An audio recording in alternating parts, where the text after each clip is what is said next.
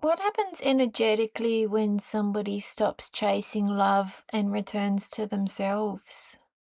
Energetically, it's almost like redirecting a stream of water back to its source. When someone stops chasing love externally, they reclaim that energy. It tends to create a sense of inner alignment, confidence, clarity, and self fulfillment. In that space, they often attract more genuine connections because they're no longer running on that energetic depletion. And what about if you want to try and reattract somebody back into your life who's not currently in your life? Does that also help if it's in the stars to happen? I'd say focusing on yourself rather than trying to pull someone back actually opens the door for whatever is aligned. If it's in the stars, you won't need to chase it. Returning to yourself, healing, and growing, those things naturally align you with the right connections, whether that person comes back or something even better unfolds. Yeah, that's true. Why can emotional neutrality feel magnetic to emotionally unavailable people? It often does. When someone is emotionally unavailable, they might feel drawn to someone who's steady and not adding emotional pressure. Neutrality can feel safe or even intriguing. But the real question is whether that magnetism serves your growth or keeps you in a dynamic where you're always holding space for someone who isn't ready.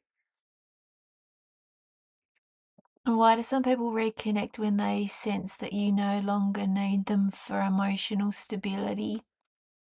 It's often because when you no longer need them, the dynamic shifts. You're no longer energetically grasping, so the connection can feel more genuine, less pressured. Sometimes it sparks their curiosity or makes them feel safer, because your wholeness leaves room for a balanced exchange if they're ready for it. And can they feel this energetically if they're not currently in your life physically? I'd say people can absolutely pick up on energetic shifts, even at a distance, whether it's through subtle cues or just the natural way we carry ourselves. That release of attachment tends to ripple out. It's less about some mystical force and more about how you show up or don't. They often sense it even if they can't quite name it.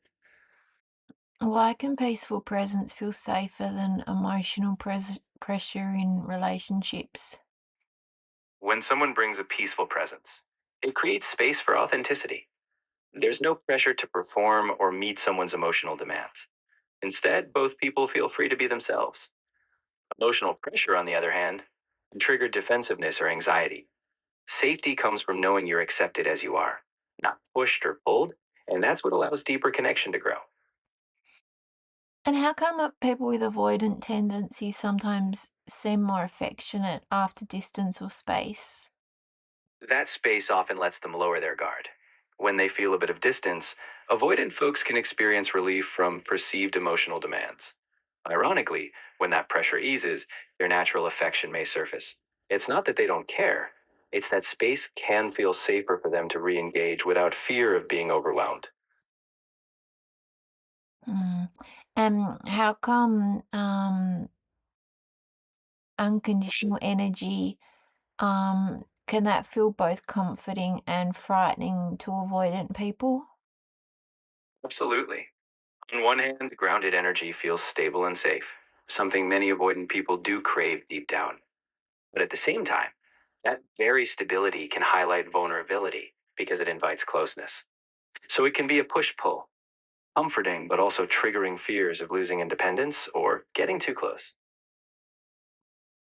Okay, so what's the best way to deal with that if you're in that dynamic with somebody and you're being, pretty much emotionally grounded and neutral, but but that's triggering them because they do enjoy that feeling.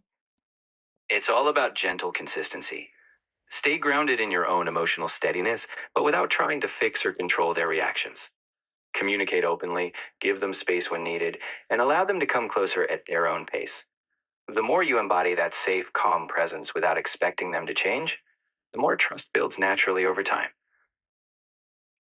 And what role does co-regulation play in attraction and emotional safety? Co regulation is huge. When we're calm, that calm can help someone else regulate their emotions. In attraction, that feels like safety, like I can relax with this person. Emotional safety is attractive because it allows people to be authentic without fear of judgment or volatility. When both people can attune and soothe each other, it deepens connection and makes the bond feel secure. Very interesting. Hopefully that helps somebody else as well.